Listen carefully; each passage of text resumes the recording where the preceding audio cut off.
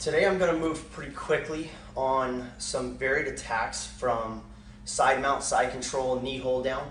And what we're doing is we're trying to really utilize the gi. When you fight with the gi, you need to use the gi.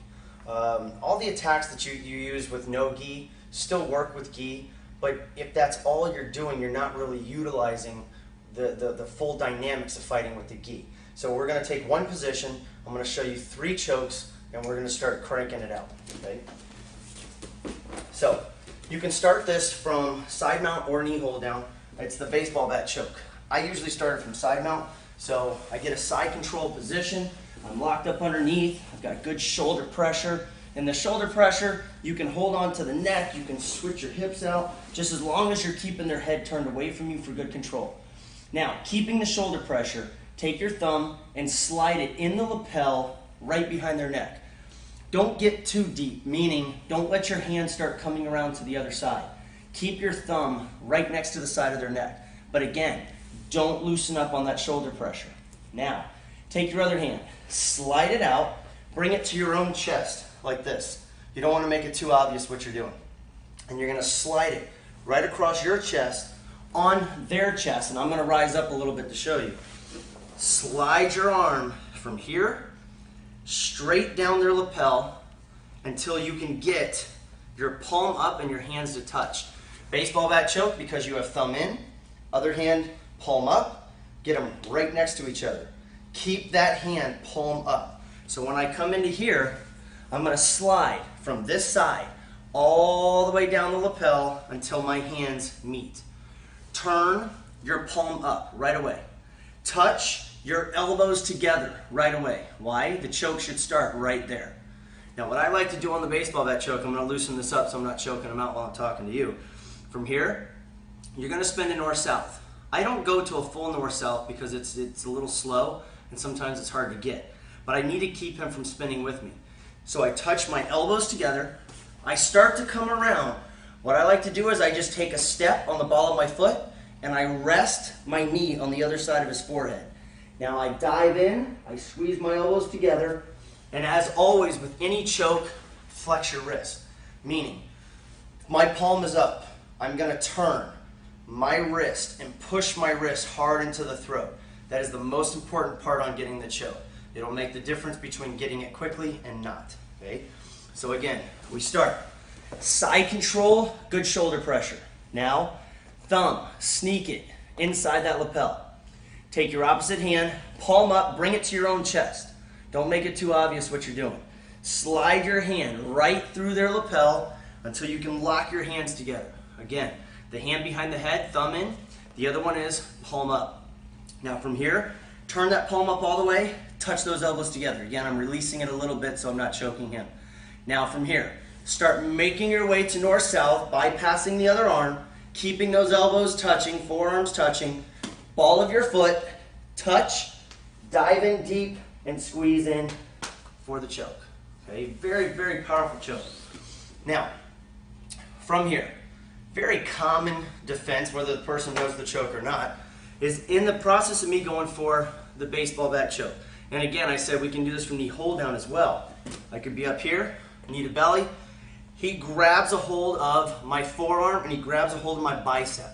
Common reaction, I'm trying to choke him, he locks his hands. So now when I'm coming around, he's keeping those elbows from being able to touch each other. So what I like to do is I'll come back and I'll stick my knee right in the solar plexus. Go right along the rib cage, put your kneecap right center in the chest. Flat out hurts. When you're on the stomach, someone can flex their stomach muscles to help to keep the pressure off of their body. But when you come along the rib cage and go to the solar plexus, very hard to defend. So I keep the same grip, and when I get my knee right at that angle, my other foot is off the ground, meaning I'm keeping this foot off the ground so that my knee has maximum pressure as I'm pushing in. Okay? So when I start pushing in, I'm going to lift up and drive that knee in. It hurts. Hard to breathe. So a lot of times they'll take one or both hands and they'll start trying to defend and push me off. Now, I dive right over the top, right back in, and finish with my baseball bat choke that I wanted in the first place. So, I'm in deep, I'm looking in for that baseball bat choke, I go for it, he starts to defend, I pop back, knee in the solar plexus, he defends, drive right back over the top, and get your baseball bat choke anyway. Next attack. Now let's start utilizing his gi. Very strong choke. From here, I grab his lapel and I pull it out.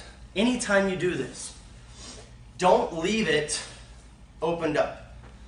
If you're grabbing like so, it's murder on your knuckles. They start yanking back, it's just going to scrape up your knuckles. Most people will let go. Hold it like a knife. Get all the material in there. Now, same side control, same shoulder pressure. Keep their head turned. Pull that lapel out and pass it underneath their armpit. Motorcycle grip. Motorcycle grip, just like it sounds, palm down. Grab it nice and tight. Now from here, pull it across, pop up into the knee to belly. Keep pulling that arm. Take your other hand, palm up. Slide it on the other side of their head. Let your hand slide down the gi and pass. Instantly, wrist pressure. Put your wrist into the throat. You should be choking them right now. Now, I'm going to look to reach across. If I just come in front of his throat, he's going to start defending right away. So what you do, go over the head. I'm going to come over his head and use my elbow to slide down his jaw to lift his chin and move his head so that I can grab the excess material either that I've put around his back or his gi's bunching up very nicely by his shoulder right now, giving me a very nice handle. Flex both wrists, push your chest down, and flex into the choke. You can also slide your knee off the body to the floor, keeping your other leg based out, pull them up onto their side, push your chest forward, keeping your hips low, and get the choke this way. So that if I was on this side with the choke, I would just slide to the floor, hips low, pull my opponent up onto their side a little bit, push my chest forward and keep my hips back, and get the choke this way. Now, in the process of doing this, I'm in my side control, I get that lapel out, I hold it like a knife, I pass it, motorcycle grip. Grab the belt, slide right up, knee hold down. Pull, palm up, pass, flex that wrist right away. Get the choke working for you. I go to reach over the top, he's going to try to defend. Which arm? He's going to defend with the arm closest to the side that I'm trying to attack. If he tries to push with this arm, I'm just going to push it out of the way and get the choke anyway. This arm, if he starts bringing it over, I cannot get my grip. There's no way I'm going to push down on his throat if this arm is up blocking me out. So I take this arm, I grab the sleeve. Okay, if you're interested in sport jiu-jitsu, it is illegal to stick your fingers inside the sleeves. It's also illegal to stick them inside the pants. The lapels, you can do it all day long. If you don't fight sport jiu-jitsu and you're never going to compete with the gi in competition, then who cares? But if you are, never stick your fingers inside. So best grip, roll your fingers on the edge of the sleeve, and then put your thumb along the outside. So here, thumb on the outside of the grip. So I have the lapel fed nice and deep. I'm trying for the choke, he goes to defend. I grab the sleeve, I pull it straight across, I shove it down towards his stomach. I now hug around his back and I flex my wrist, and you're going to get the choke this way. Why does this work? It's the same concept as a triangle choke. One side of his throat, I am pushing my wrist into his throat to choke him out. The other side, I'm pulling his arm across his throat, making his own shoulder start to choke him on the opposite side.